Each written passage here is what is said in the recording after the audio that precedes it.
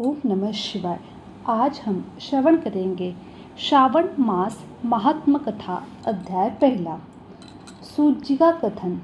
एक बार सूत जी शौनक तथा अन्य ऋषिगणों की सभा में पधारे। सूत जी ने उन्हें आदरपूर्वक प्रणाम किया और बैठने के लिए आसन दिया। उनके बैठने के बाद मुनि श्रेष्ठ शौनक जी ने सूत जी से पूछा, है प्रभु, हम सब मुनियों की इच्छा हो रही कि आप हमें कोई ऐसी कथा सुनाइए जिसे सुनकर हम सब तृप्त हो जाए। आपके मुख से हमने तुला राशि का सूर्य होने पर कार्तिक मास महात्म्य सुना है और मकर राशि का सूर्य होने पर माघ मास का महात्म्य सुना है तथा मेष राशि का सूर्य होने पर वैशाख मास का महात्म्य सुना है। अब इन मासों में भी उत्तम कोई मास हो तो हमें उसका महात्म्य सुनना चाहते हैं।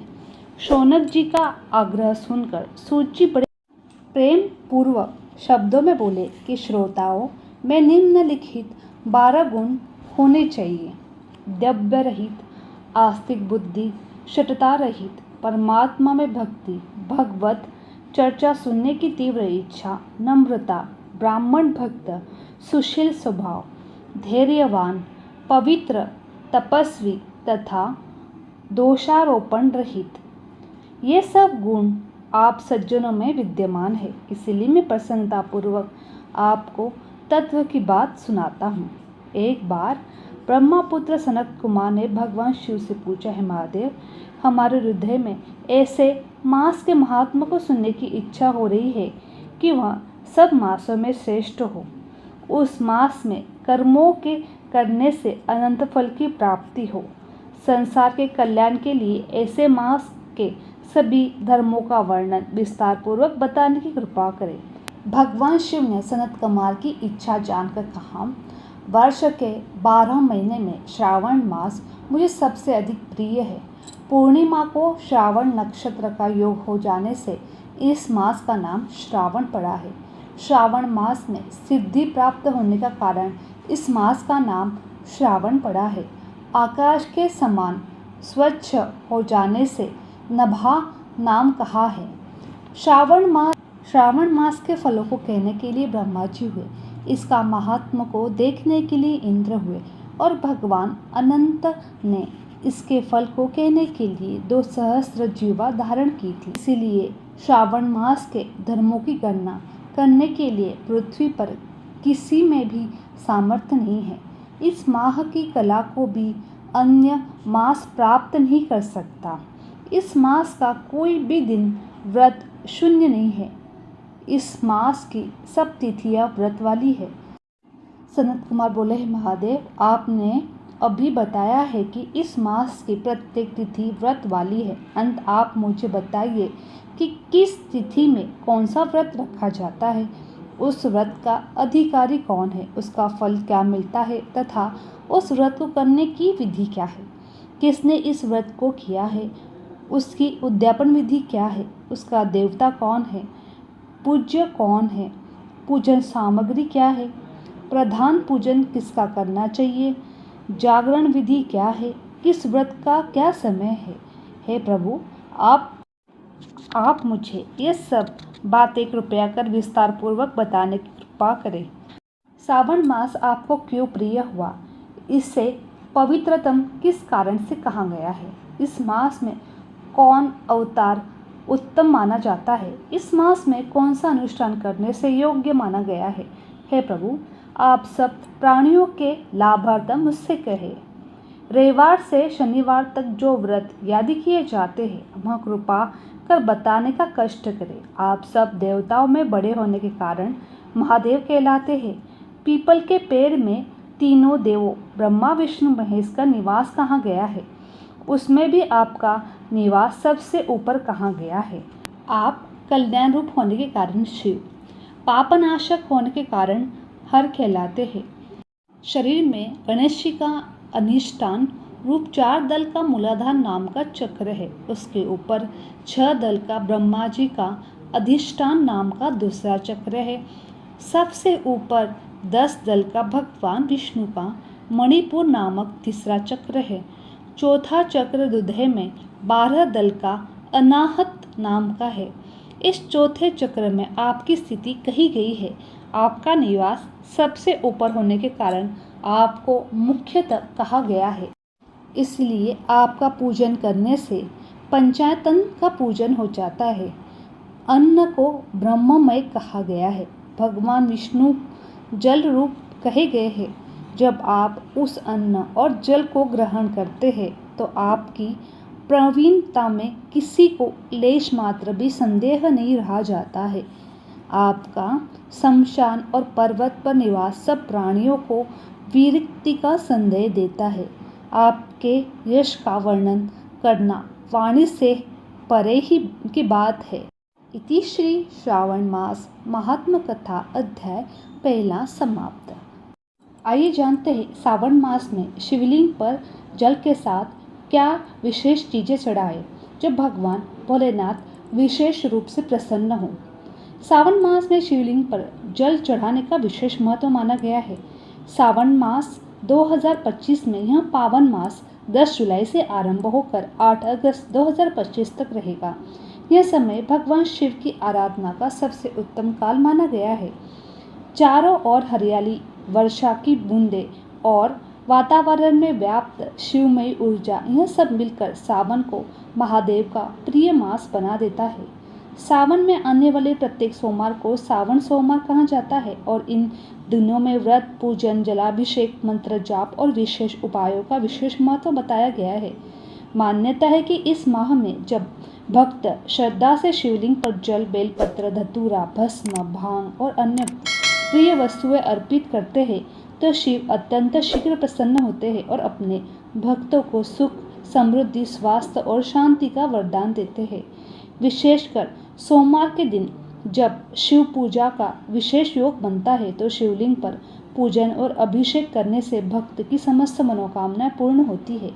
शिव पुराण और स्कंद पुराण में उल्लेख मिलता है कि सावन में की गई शिव पूजा का फल सामान्य दिनों की तुलना में 1000 गुना अधिक होता है। सोमवार के दिन भोलेनाथ की विशेष पूजा अर्चना की जाती है। कहा जाता है कि शिव जी अति शीघ्र प्रसन्न होने वाले देव है जो सच्चे मन से पूजा करने पर शीघ्र ही कृपा बरसाते हैं। ऐसा माना गया है कि यदि शिवलिंग पर कुछ विशेष वस्तुएं श्रद्धा से अर्पित की जाए तो जीवन में समस्त बाधाएं दूर हो जाती है और सुख समृद्धि प्राप्त होती है। भगवान शिव को भोलेनाथ भी कहा जाता है और विनाशक भी है। नाम के अनुसार भक्तों को बहुत जल्दी प्रसन्न भी हो जाते हैं और कभी क्रोध के रौद्र रूप भी धारण कर लेते हैं। शिव पुराण में बताया गया है कि भगवान शिव की पूजा में कुछ बातों का विशेष ध्यान रखना चाहिए। कुछ चीज़ों भी ऐसी होती है जिनको शिव पूजन के दौरान अशुभ माना जाता है। ऐसा करने से भगवान शिव नाराज हो जाते हैं और पूजा का शुभ फल भी नहीं मिलता। आइए जानते हैं वो 10 पवित्र वस्तुएं कौन सी है जिन्हें शिवलिंग पर चढ़ाने से मिलता है अद्भुत पुण्य, जीवन में आती है सुख, शांति, समृद्धि और साथ ही जानेंगे कि भगवान शिव को भूल से भी क्या नहीं अर्पित करना चाहिए। पहली चीज़ है अक्षत चावल। शिवलिंग पर साबुत चावल चढ़ाना अत्यंत शुभ माना गया है। चावल को अक्षत कहा जाता है जिसका अर्थ होता है जो खंडित न हो। धार्मिक दृष्टि से यह समर्पण की पूर्णता का प्रतीक है। यदि दूध के साथ चावल चढ़ाया जाए तो यह चंद्रमा को प्रसन्न करता है और मानसिक शांति, संतुलन तथा आर्थिक समृद्धि प्रदान करता है। यह उपाय मनोकामना की पूर्ति और ग्रह शांति के लिए अत्यंत फलदायी है। दूसरी चीज़ है गेहूँ। एक मुट्ठी साबुत गेहूँ शिवलिंग पर अर्पित करने से पारिवारिक सुख, अन्न, समृद्धि और वैवाहिक जीवन में स्थिरता आती है। यह उपाय विशेष रूप से उन लोगों के लिए उत्तम है जिनके जीवन में अन्न का संकट और वैवाहिक बाधाएं चल रही हो। तीसरी चीज़ है अरहर की दाल। पीली अरहर की दाल शिवलिंग पर चढ़ाने से बुध ग्रह की कृपा प्राप्त होती है जिससे वाणी में मधुरता, व्यापार में लाभ और नौकरी में सफलता मिलने लगती है। यह उपाय उन लोगों के लिए विशेष लाभकारी है जिनकी कुंडली में बुध ग्रह निर्बल है। चौथा है काले तिल।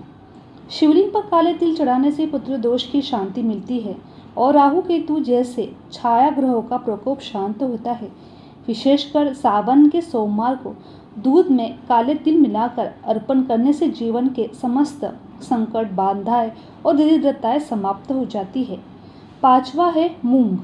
हरी मूंग दाल नकारात्मक ऊर्जा को नष्ट कर देती है। शिवलिंग पर इसे चढ़ाने से मानसिक क्लेश, बुरी नज़र और शत्रुओं की बाधाएं दूर हो जाती है। यह दाल स्वास्थ्य और शुद्धता का प्रतीक मानी जाती है, जो शरीर और मन को संतुलित करती है। 6वां है पंचामृत। पंचामृत यानी दूध, दही, घी, शहद, शक्कर से शिवलिंग का स्नान कराने से संपूर्ण जीवन में संतुलन, शुद्धता, आध्यात्मिक उन्नति आती है।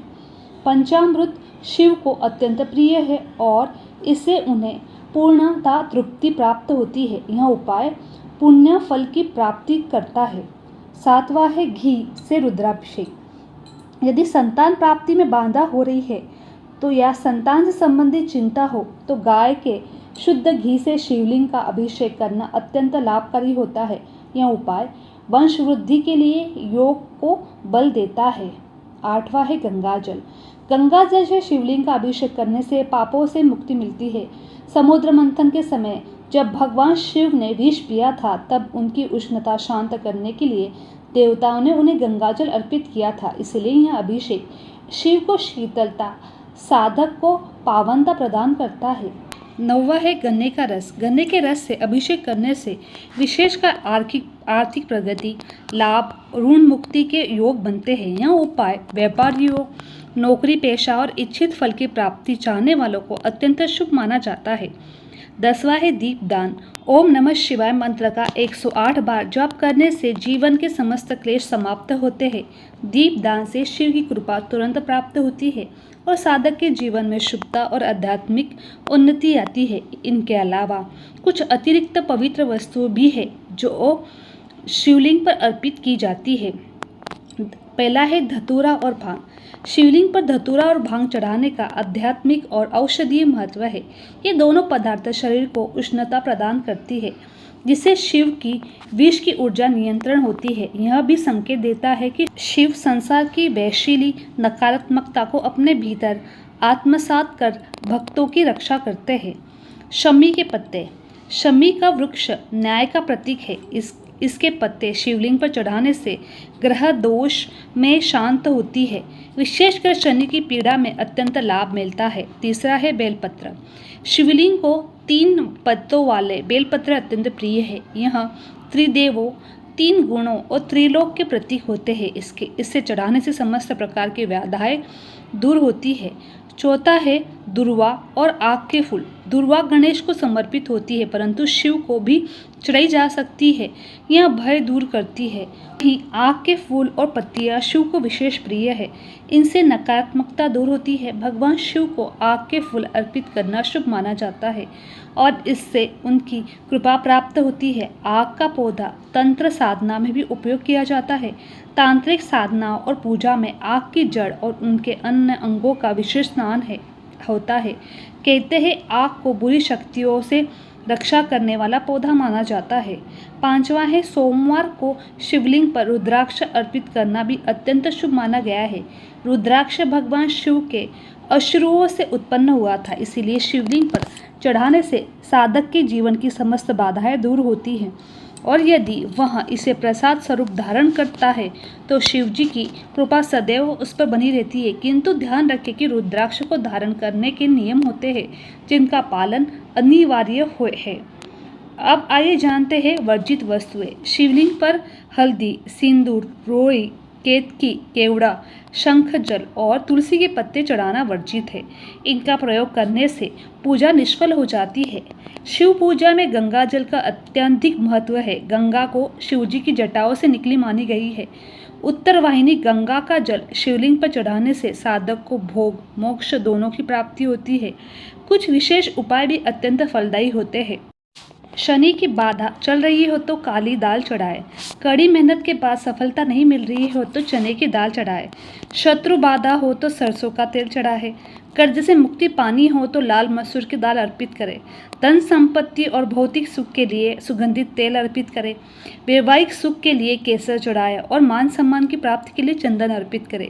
सोमवार के दिन यदि आप श्रद्धा से शिवलिंग पर विशेष वस्तुएं अर्पित करते हो तो आपके जीवन की समस्त बाधाएं दूर होती है और हर दिशा से शुभता का आगमन होता है। हर हर महादेव। प्रेम से बोलिए हर हर महादेव।